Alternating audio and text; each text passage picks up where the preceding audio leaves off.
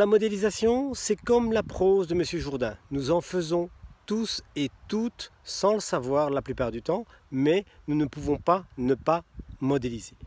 Nous modélisons quand nous acquérons des nouveaux savoir-faire, quand nous prenons des nouvelles habitudes. Donc la modélisation, nous en faisons tous. Et si on peut dire que la PNL est l'art de comprendre comment nous pensons, comment nous donnons sens, comment nous construisons nos cartes du monde, comment nous construisons nos compétences, on peut dire que la modélisation, c'est la même chose, c'est le grand frère ou la petite sœur, c'est comme vous voulez, qui simplement nous apprend à apprendre.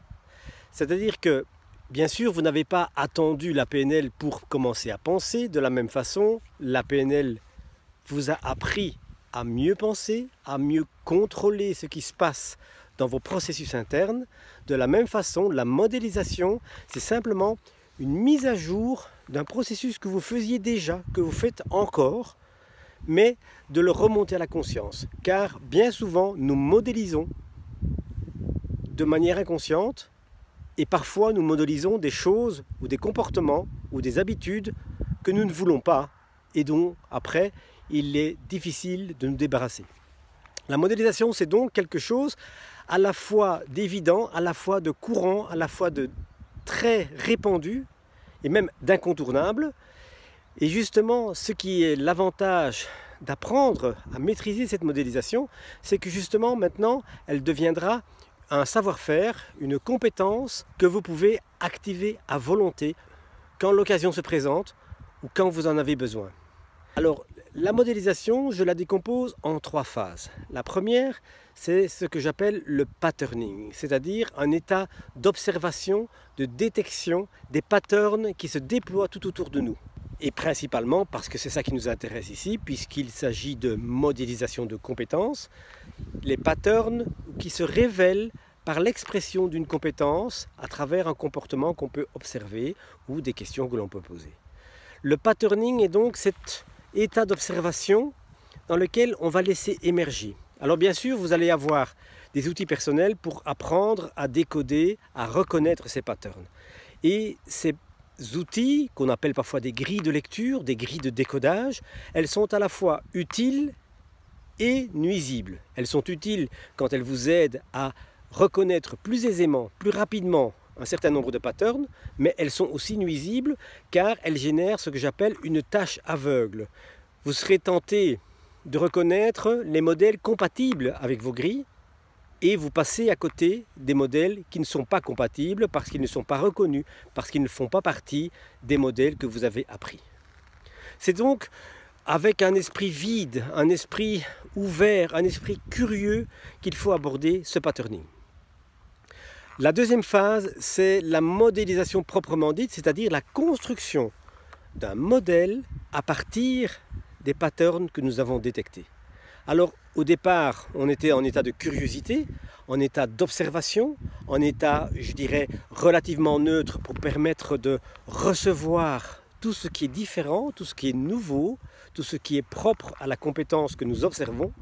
Dans le cadre de la modélisation, donc cette deuxième phase, nous allons faire preuve de créativité. Nous allons assembler, nous allons simplifier, nous allons identifier pour construire un modèle qui permet de véritablement dire qu'il est une représentation simplifiée d'une certaine compétence de manière à pouvoir la reproduire auprès d'autres personnes.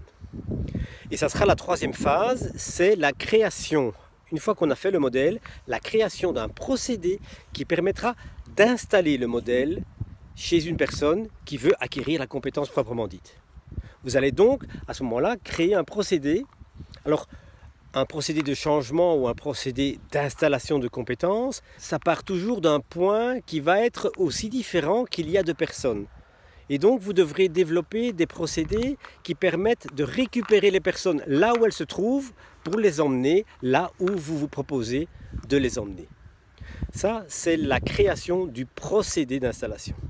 C'est l'ensemble de ces 3 phases qui fabriquent et qui composent la modélisation.